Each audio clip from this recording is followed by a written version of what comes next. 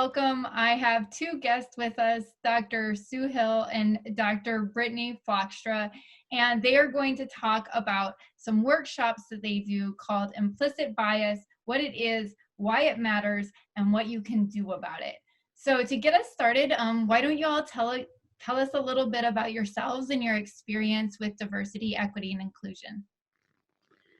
So I teach at UNI in the Department of Philosophy and World Religions. I'm the department head of that department. And I teach religion, so what I teach is always about diversity in some way, because religion is one of the things about our world that is diverse. A long time ago, I was one of the advisors for UNI's LGBT organization, and I've been presenting in the community on homosexuality in the Bible for over 20 years. So a number of people know me in that context. If we want to talk specifically about race as a category of diversity, I led workshops for the National Coalition Building Institute, which UNI used to belong to and is an international anti-racist organization. And I also helped develop with some colleagues a workshop on dealing with inappropriate and racist comments in the classroom. When I directed the Center for Excellence in Teaching and Learning at UNI, I focused a lot on classroom practice and making the curriculum more diverse. We did a lot of workshops on diversity and inclusion. I participated in Cornell University's Faculty Institute on Diversity and did lots of curriculum development on diversity, equity, and inclusion. All right, I am Brittany Flockstra. I teach in the chemistry department at UNI. I have been the faculty advisor for UNI Proud. I was also a founding board member for the Cedar Valley Pride Fest. I, like Susan, have done work with NCBI and have been doing these workshops for the last few years.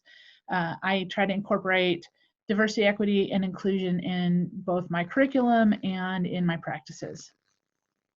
Great, thank you all. So why you? Why should we take a workshop on implicit bias from you all? That's a really great question. We get that question pretty much every time we do a workshop, because here we are, two white women talking about race, talking about implicit bias, talking about things like that. And sometimes the pushback is, shouldn't it be Black and brown folk who are doing this work and teaching us these things? And I think that that absolutely, yes, anybody who wants to should be doing this work. But there's two things really that I want to address with that. And part of that is white people don't tend to hear or be able to understand their own biases and their own privilege when they hear from someone else. It has to be somebody that looks like them. I don't like that. I don't think that that's the way it should be, but a lot of times there are many people who only can hear this from someone who looks like them. That's an unfortunate side effect. But the better reason really is that it is not up to Black and brown folk to bear the entire burden, to have all of that on themselves all the time, and that it's their somehow job to teach the rest of us what it means to be racist, what it means to be anti-racist. I feel that that's the job of everyone, to educate themselves. So we're jumping in on that. And I think we both feel that when the boat is sinking, everyone is bailing, right? So everyone needs to do their part. And so we're willing to do our part, and we're willing to learn constantly and grow and accept feedback, etc. So that's why we're doing the work. Thank you. So implicit bias. What's so important about implicit bias? So a lot of organizations and businesses have the goal of increasing the diversity of their workforce and creating more welcoming and inclusive workspaces.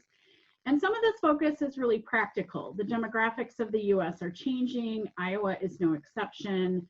So in 2001, 9.7% of Iowa's K-12 students were in the category of minority. That's how the Iowa Department of Education categorizes.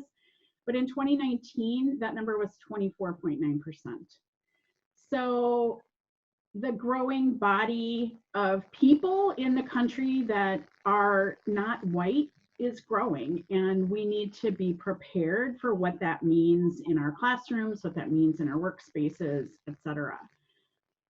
There's also a growing body of research that shows that businesses and organizations' productivity and performance is better if their workforce is more diverse.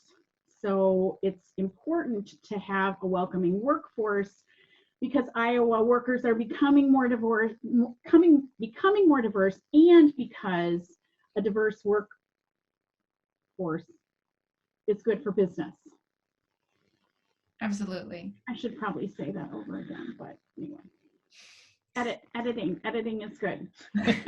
So the question is really, what is stopping businesses from becoming more inclusive and more welcoming? What is stopping us all from doing that? People used to think that the reason that workplaces weren't more diverse is because of hiring and other practices that were really explicitly discriminatory. So if that were the case, then all we really need to do is get rid of the bad people who were being biased and not hiring the right people, and discrimination would magically disappear. But we know that's not what happens, and we know that it isn't the way that it is right now in our world. So there aren't usually bad people doing hiring.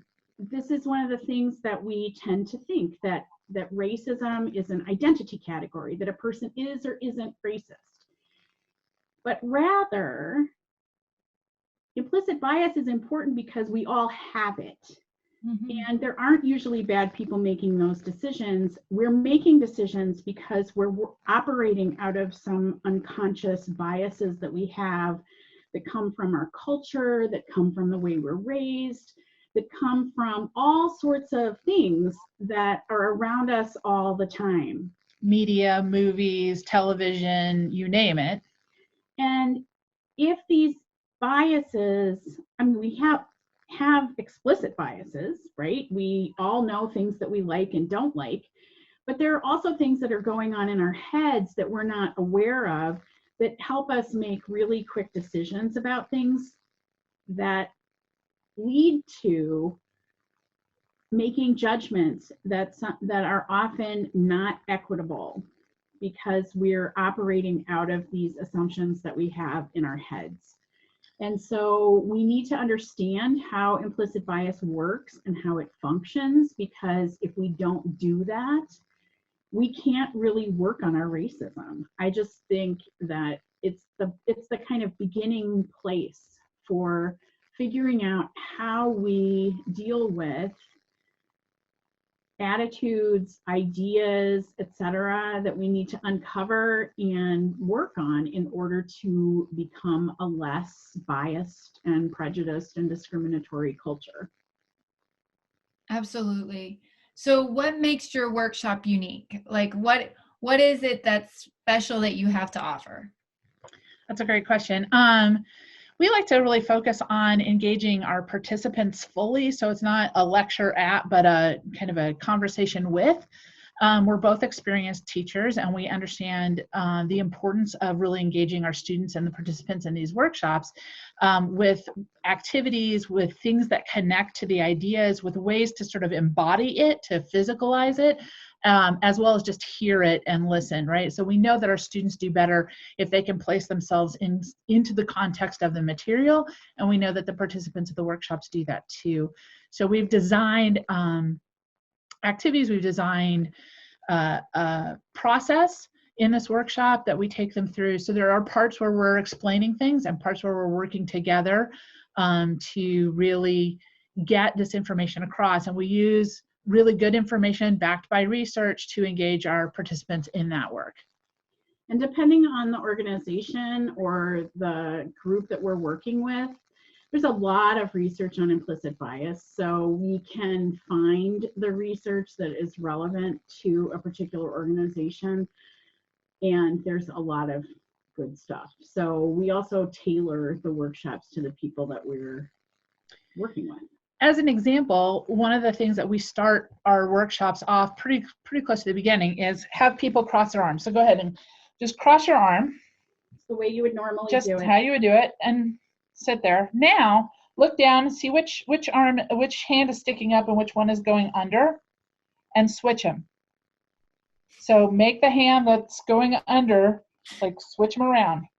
That one now goes up. I don't think I can even do it.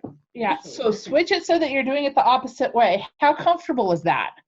Not comfortable at all. It feels so weird. Right? It's not comfortable at all. In fact, sometimes I have to switch it back to the way that I normally cross my arms to even be able to how to figure out like the other direction.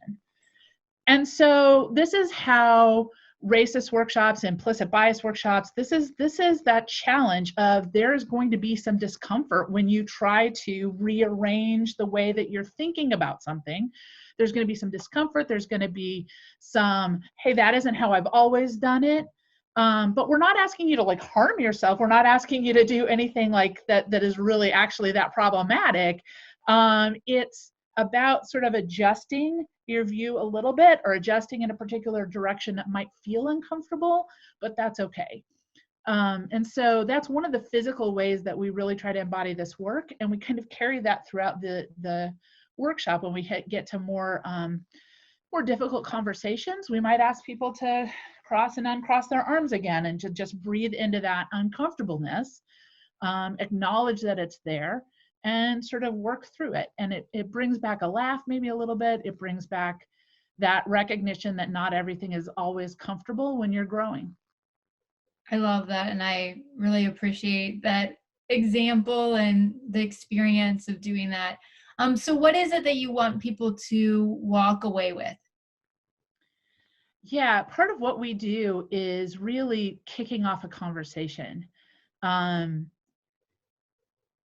You can't really do everything in one workshop. There is no one workshop that fixes this all. You want to say more about that? Yeah, so I think one of the things that we have to recognize about this kind of work is that everyone is on a journey when we are dealing with issues of discrimination and prejudice and bias. And not everyone is on the same place in their journey. I know my journey has been really long and it continues. And so I think that there is this kind of sense that if you do one workshop, it's going to fix everything in your organization, but Magic. It's not magical work, right? It is magical work, but it's not magically going to change everyone's attitudes. It's like teaching and planting seeds, right? You hope those seeds grow. You can sometimes see them grow later. And so one workshop isn't going to do everything, but we do really want to set people off on a course to thinking more carefully about these issues, to giving them some strategies for having challenging conversations, for thinking about things in a more careful way. We want to give them sort of the same basis if it's an organization or a group of colleagues, that they know that they can come back to this conversation because of the shared experience of this workshop. They have a kickoff place. They have a starting place for that conversation to continue. And we say that at the end of every workshop, this is a start of a conversation that should continue on with the people in your organization and the people who are in your office, et cetera. And what we really hope is just to have that ability to give that kickoff conversation so that people have some place to begin with, to begin from, and some language maybe even, and ideas around these different difficult issues that they can use. Oh, well, that must be this kind of thing acting in this particular way. I need to check myself maybe and think a little bit more and ask some questions, et cetera. So we give them strategies to both check in with themselves and strategies to have those conversations with others. So I hope that they walk away with those things, just a smattering of ideas about definitions and about ideas, but also that really foundational beginning of a conversation.